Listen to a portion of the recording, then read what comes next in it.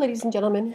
This is a short video cast on projectile motion, the basic concepts and vocabulary. Today we're going to focus on the words you see here in yellow: projectile, free fall, satellite, range, trajectory, peak height, and launch angle. As you take Cornell notes today, these are some of the words you need to make sure that you have in your notes. Okay, let's start out with that first one. What is the definition of a projectile? That's a term you're familiar with, but our physics definition is dependent upon the kinds of things we pay attention to in physics: forces, acceleration, and things like that. So let's look at some examples and non-examples to help you flesh out what that definition is. In this example, is this bug a projectile? And it is moving through air or space, but it is exerting forces with its wings, and it's changing its own speed and direction. So that means it's not a projectile. It is controlling its own flight path, so that makes it not a projectile. In this case, is the rock a projectile? Well, it is once it's airborne. If the person kicks it hard enough that it flies through the air, then while it's in the air, it is a projectile. How about this rocket? This rocket would not be a projectile.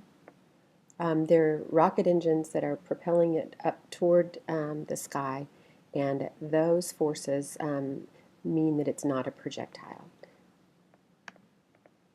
A paper airplane, is this a projectile? Well, this one's kind of tricky. It's not specifically a projectile because the wings and the air resistance that it encounters alter its trajectory. So the shape of the wings changes the lift forces on it, and the air resistance that it encounters also can alter its path as it moves. But you will find sometimes that we have problems where we will assume some things. So it's possible that we might be able to treat a paper airplane as though it is a projectile if we can assume that it encounters no air resistance, or the air resistance that it does encounter is negligible. But if you have a problem where you are to ignore air resistance or assume that air resistance is negligible, those two things mean the same thing, then the problem will say that that's what you need to do. Okay, the space shuttle, is this a projectile when it comes in for a landing? Actually, it's a lot like the paper airplane we just saw. It behaves like a glider when it comes into the atmosphere. So the forces on it include friction and lift forces from its wings. This football, is the football a trajectory? It's our first one. It sure is. The football doesn't have any way to propel itself forward. It has no engine, no wings. Its shape doesn't necessarily change its trajectory. So this football would be considered a projectile. So the definition. A projectile is any object that moves through air or space acted upon only by gravity. So a projectile is any object that moves through air or space acted upon only by gravity.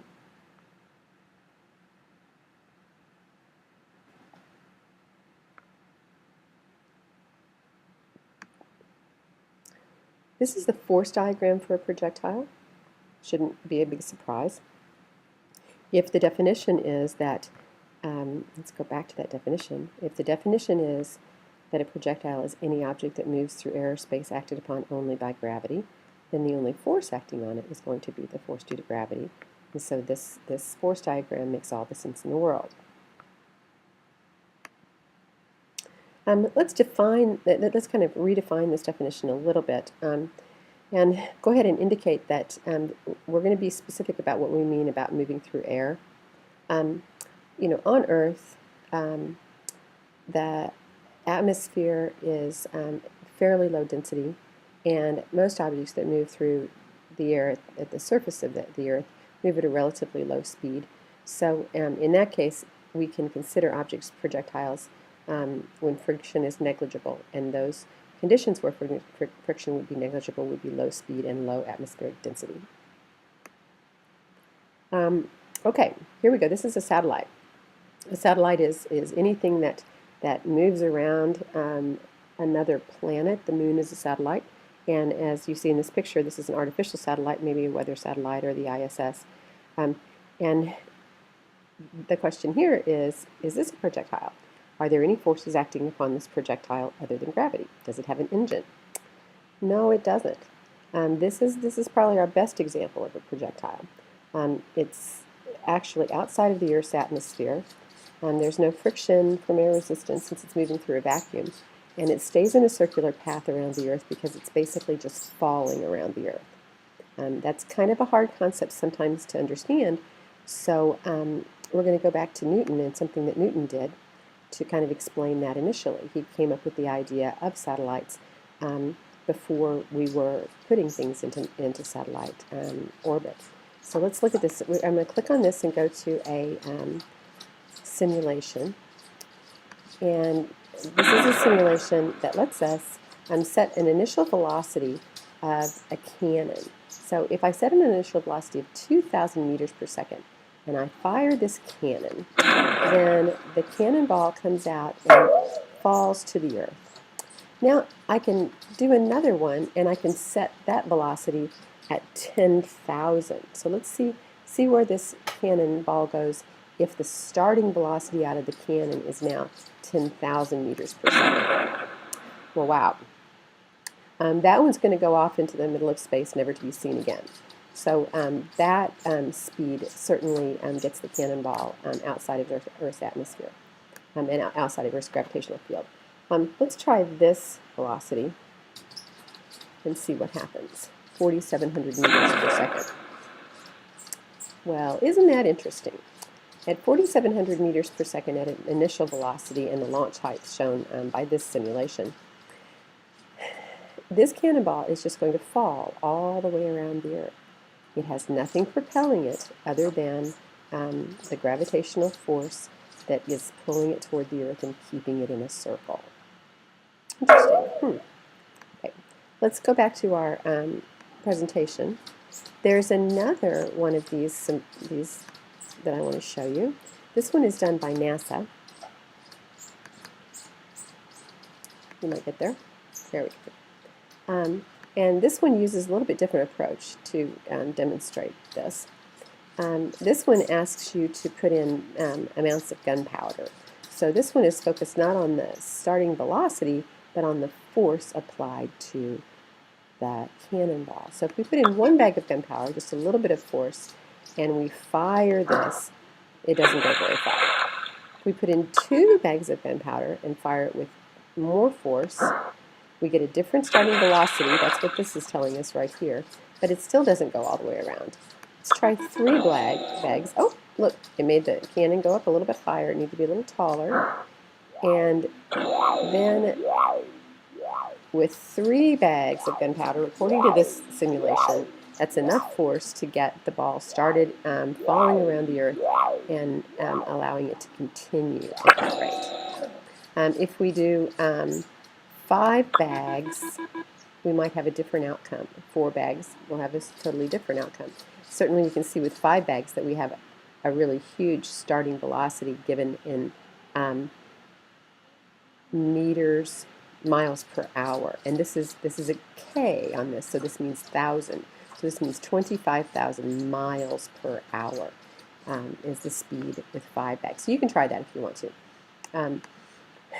That's kind of a fun little thing. We'll come back to that. That's not really an assignment today. I don't really want you spending a whole lot of time, any time actually, with those cannons today, but I did want to show them to you for now. Okay, so here's a definition of a satellite. So a satellite is a special projectile or a freely falling object that falls around the Earth or any other planet rather than into it. So a satellite is just a special projectile that's permanently falling around the planet involved.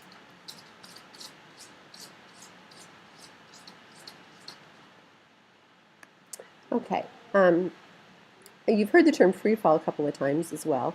How are projectile and free fall different or the same? Well, these terms are actually exactly the same. The difference is that a projectile, that word is a noun, and free fall can be used as an adjective or an adverb. So a projectile is an object that is in the state of free fall, and a projectile is a freely falling object. So here, freely falling is an adjective describing object. So when you see projectile or you see free fall, then you know the only force acting on that object is the force due to gravity.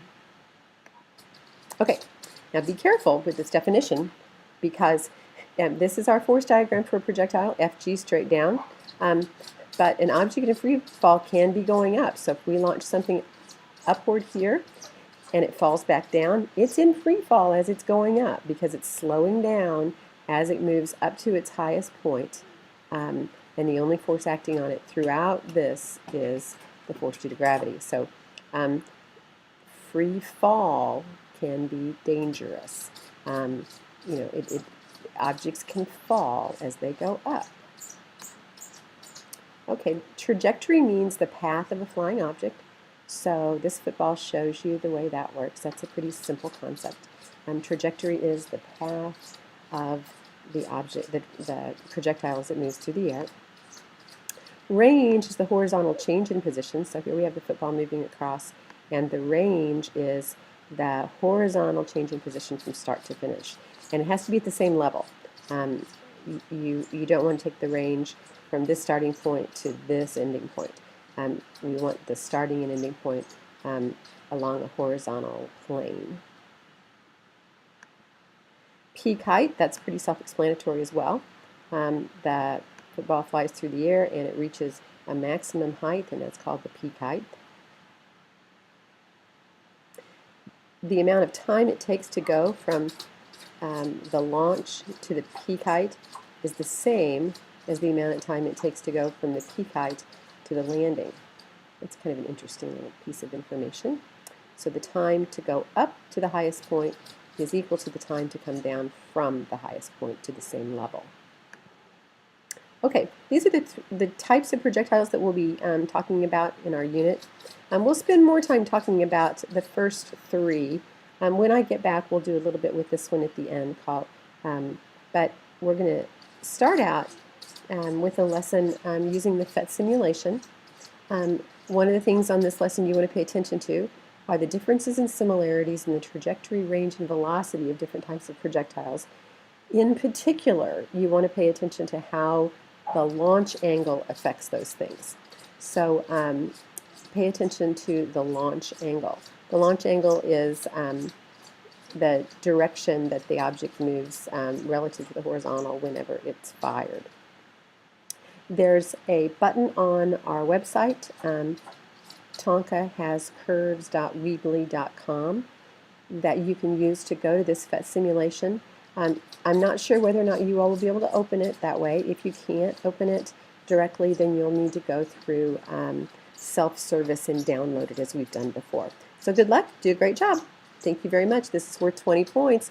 Have it done this class period if you can, and turn it in at the beginning of class next time. It is homework. The grade will be taken on it at the beginning of class next time. Thank you. Bye-bye.